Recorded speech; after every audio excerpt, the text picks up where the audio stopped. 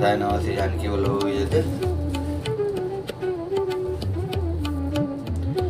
भूरि भाग भाजनु भयहु मोहि समेत बलि जाहु जो तुम्हारे मन छाड़ छलु कीन राम पद ठाऊ।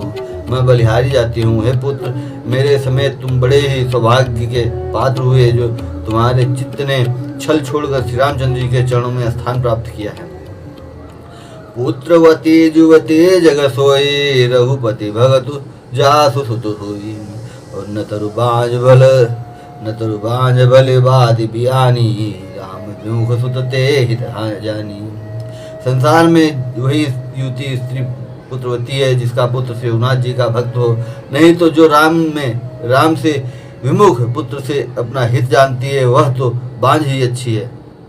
पशु की भांति उसका ब्याना पुत्र प्रसव करना व्यर्थ ही है। तुम्हारे भाग राम बन जाहे दूसर हेतु तात कछु नाहि सकल सुचित कर बड़ फल हुए हो राम सी पद सहज सने हो। तुम्हारे ही भाग्य से राम जी वन को जा रहे हैं। हे तात दूसरा कोई कारण नहीं है। संपूर्ण पुण्यों का सबसे बड़ा फल यही है कि सीताराम जी के चरणों में स्वाभाविक प्रेम हो। रागु रोसु इलिखा मधुमोह और जने सपनो इनके बस हो सकल प्रकार विकार विहाई मन क्रम वचन करहूँ सेवकाई। राग रोष ईर्ष्या मद और मोह इनके वश स्वप्न में भी मत होना। सब प्रकार के विकारों को त्याग कर मन वचन और कर्म से श्री सीताराम जी की सेवा करना। तुम कहूँ बन सब भांति सुपासो संग पितु मातु राम से जासु जहिन राम बन लहाई कलेसु सुत सोई करहूँ यही उपदेशु। तुमको वन में सब प्रकार से आराम है जिसके साथ श्री राम जी और सीता जी रूप माता पिता हैं। हे पुत्र तुम वही करना जिससे श्री रामचंद्र जी वन में क्लेश न पावे, मेरा यही उपदेश है।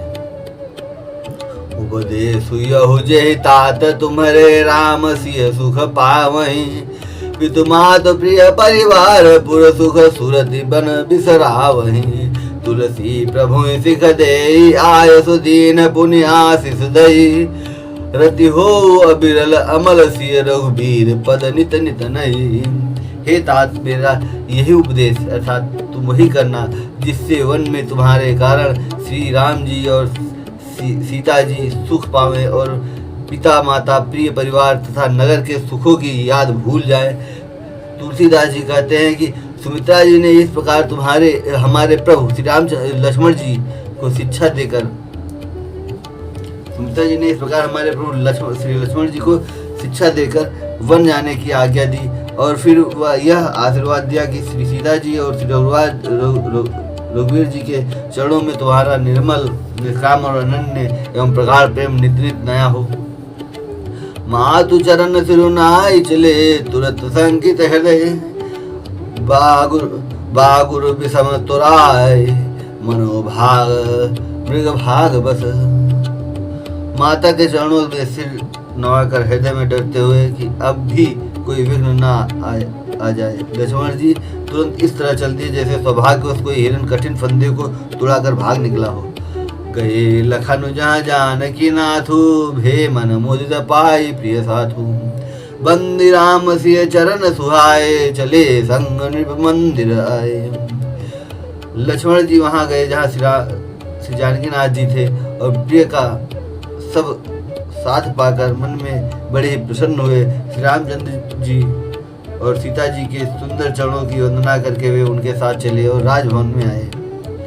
कहीं परस्पर पुर नर नारी भले बनाए विधि बात बिगारी तन कृष मन दुख बदन मलीने बिकल मनहु बाँखी मधु छीने।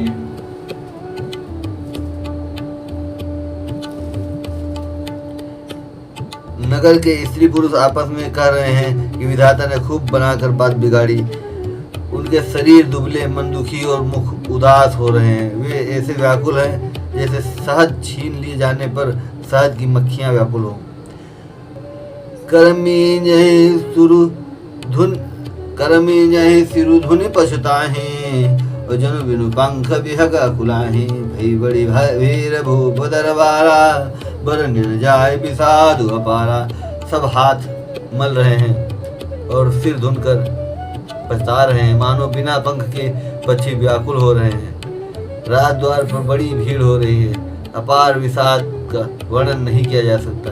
सचिव उठाई राउ बैठारे कही प्रिय बचन राम पगुधारे सिय समेत दो तनय निहारे व्याकुल भयो भूमि पति भारी। श्री रामचंद्र जी पधारे हैं, ये प्रिय वचन कहकर मंत्री ने राजा को उठाकर बैठाया। सीता सहित दोनों पुत्रों को वन के लिए तैयार देखकर राजा बहुत व्याकुल हुए। सीय सहित सुत सुभगतु देखी देखी अकुलाई 12 बार स्नेह बस राउलिए उरलाई। सीता सहित दोनों सुंदर पुत्रों को देख देख कर राजा बुलाते हैं और स्नेह बस बारंबार उन्हें हृदय से लगा लेते हैं। सकई न बोली बिकल नर नाहु शोक जनित उर दारुण दाहु नाई से सुपद अति अनुरागा उठ रघुवीर विदात मांगा। राजा व्याकुल है, बोल नहीं सकते, हृदय में शोक से उत्पन्न हुआ भयानक संताप है। तब रघुकुल के वीर श्री रामचंद्र जी ने अत्यंत प्रेम से चरणों में सिर नवाकर उठकर विदा मांगी। पितु आशीष आयसु मोहि दीजे हर्ष समय विषमऊ कत कीजे तात किए प्रिय प्रेम प्रमोद जस जग जाय होई अब बादु। हे पिताजी, मुझे आशीर्वाद और आज्ञा दीजिए। हर्ष के समय आप शोक क्यों कर रहे हैं? हे तात, प्रिय के प्रेम बस प्रमाद कर्तव्य कर्म में त्रुटि करने से जगत में यश जाता रहेगा और निंदा होगी। सुनि स्नेह बस उठी नरनाहा बैठा रे रघुपति गहिबाहा। सुनो तात तुम कहो मुनि कहीं राम चराचर नाय कहीं। यह सुनकर स्नेह बस राजा ने उठकर श्री रघुनाथ जी की बाह पकड़कर उन्हें बैठा लिया और कहा, हे तात सुनो, तुम्हारे लिए मुनि लोग कहते हैं कि श्री राम चराचर के स्वामी हैं। शुभ अरु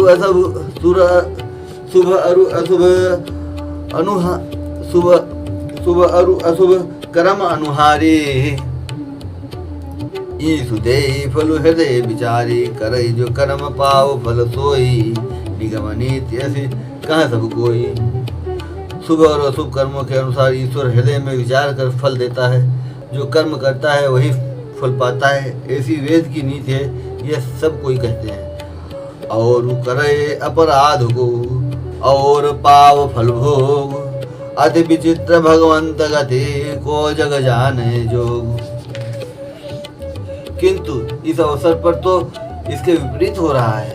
अपराध तो कोई और ही करे और उसके फल का भोग कोई और ही पावे। भगवान की लीला बड़ी ही विचित्र है, उसे जानने योग्य जगत में कौन है। राय राम राखन हित लागी बहुत उपाय किए छलु त्यागी।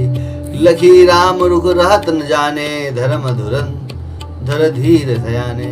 राजा ने इस प्रकार श्री रामचंद्र जी को रखने के लिए छल छोड़कर बहुत से उपाय किए, पर जब उन्होंने धर्म धुरंधर धीर और बुद्धिमान श्री राम जी का रुख देख लिया और वे रहते हुए न जान पड़े, तब नृपसीय लाई उरलीन ही अतीत बहुत भांति सिख दीनी। कई बन के दुख दुसह सुनाए सास ससुर पितु सुख समझाए। तब राजा ने सीता जी को हृदय से लगा लिया और बड़े प्रेम से बहुत प्रकार की शिक्षा दी। वन के दुख सुख कहकर सुनाए, फिर सास ससुर तथा पिता के पास रहने के सुखों को समझाया। सिय मनु राम चरण अनुरागा करुण सुगम बनु विषम न लागा। और सबहि सिय समझाए कहे कहे विपिन विपति अधिकारी। परंतु सीता जी का मन श्री रामचंद्र के चरणों में अनुरक्त था, इसलिए उन्हें घर अच्छा नहीं लगा और न वन भयानक लगा। फिर और सब लोगों ने भी वन में विपत्तियों की अधिकता बताकर सीता जी को समझाया। सचिव नारी गुरु नारी सयानी सहित स्नेह कहीं मृदुवानी। तुम कहो तो न दीन बनवासु करो जो कहे ससुर गुरु सासु।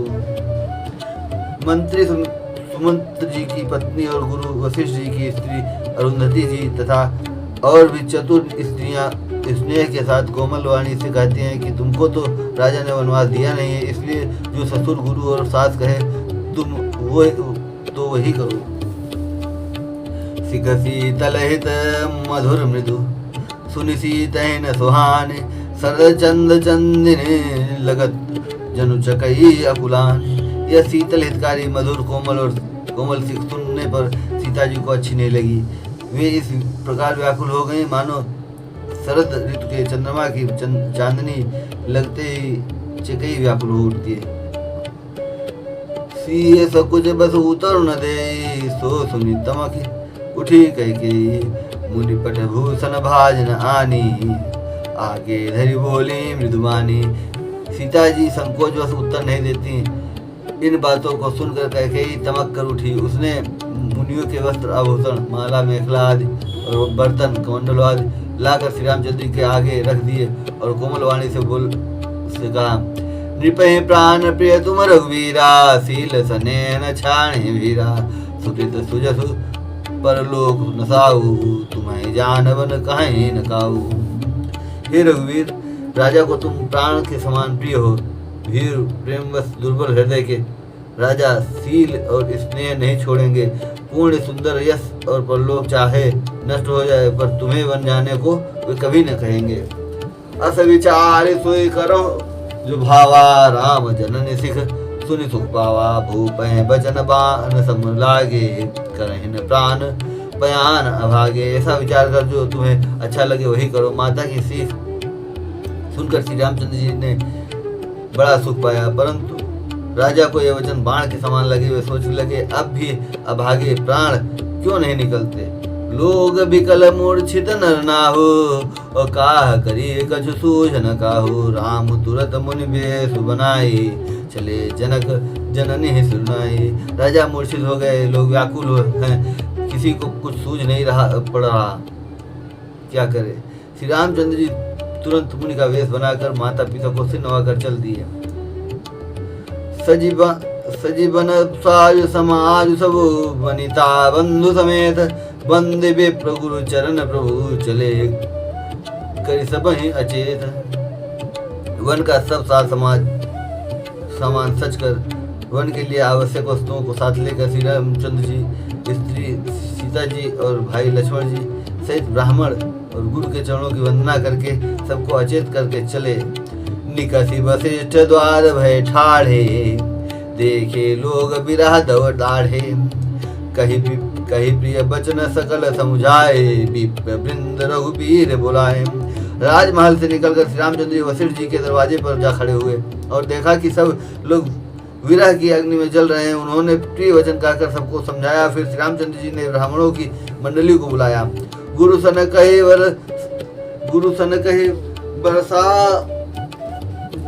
कहे बरखा सन दीन है आदर दान विनय बस कीन है। जाचक दान मान संतोषे मीत पुनीत प्रेम परितोषे।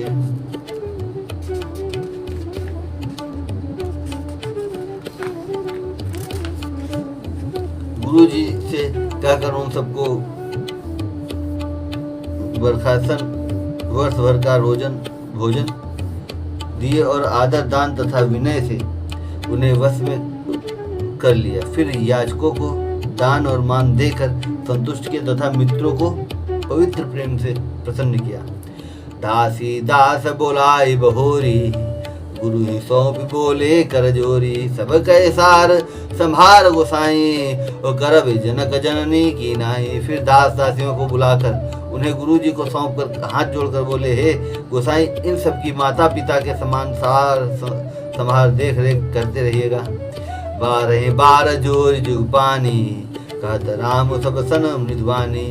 सोई सब भांति हो मोर हितकारी जय तेरा है भुआल सुखारी। श्री रामचंद्र जी बार बार दोनों हाथ जोड़कर सबसे कोमल वाणी कहते हैं कि मेरा सब प्रकार से हितकारी मित्र वही होगा जिसकी चेष्टा से महाराज सुखी रहें। माँ तो सकल मोरे बिरह जय न होए दुख दीन। सोई उपाऊ तुम करो सब पुरजन परम प्रवीण। हे परम चतुर पूर्वासी सज्जनों, आप लोग सब वही उपाय करिएगा जिससे मेरी सब माताएं मेरे विरह के दुख से दुखी न हो। ए विधि राम सबहि समुझावा, गुरु पद पदुम हरसि सिरुनावा। गणपति गौरी गिरी सुमनाई, चले असीस पाई रघुराई। इस प्रकार श्री रामचंद्र जी ने सबको समझाया और हर्षित होकर गुरु जी के चरण कमलों में सिर नवाया। फिर गणेश जी, पार्वती जी और कैलाशपति महादेव जी को मनाकर तथा आशीर्वाद पाकर श्री रघुनाथ जी चले। राम चलता अति भयों बिसाधु, सुनि न जाई पुर आर्तनादु।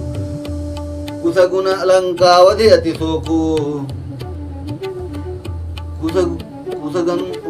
कुसगुन लंक अवध अति शोकु। हरख विषाद विवश सर्वलोकु। श्री रामचंद्र जी के चलते ही बड़ा भारी विषाद हो गया। नगर का आर्तनाद हाहाकार सुना नहीं जाता। लंका में पूरे शकुन होने लगे। अयोध्या में अत्यंत शोक छा गया और देवलोक में सब हर्ष और विषाद दोनों के वश में हो गए। अर्थात हर्ष इस बात का था कि सब राक्षसों का नाश होगा और विषाद अयोध्या वासियों के शोक के कारण था। गई मूर्छा तब भूपति जागे, बोले सुमंत्र कहन अस लागे। राम चले बन प्राण न जाहि, के सुख लागे रहत तन माहि। मूर्छा दूर हुई तब राजा जागे और सुमंत्र को बुलाकर ऐसा कहने लगे, श्री राम वन को चले गए पर मेरे प्राण नहीं जा रहे हैं। न जाने ये किस सुख के लिए शरीर में टिक रहे हैं। कहते कवन व्यथा बलवाना, जो दुख पाई तजहि तनु प्राणा। पुनि धरि धीर कहे न नाहु, लय रथ संग सखा तुम जाऊं। इससे अधिक बलवती और कौन सी व्यथा होगी। जिस दुख को पाकर प्राण शरीर को छोड़ेंगे।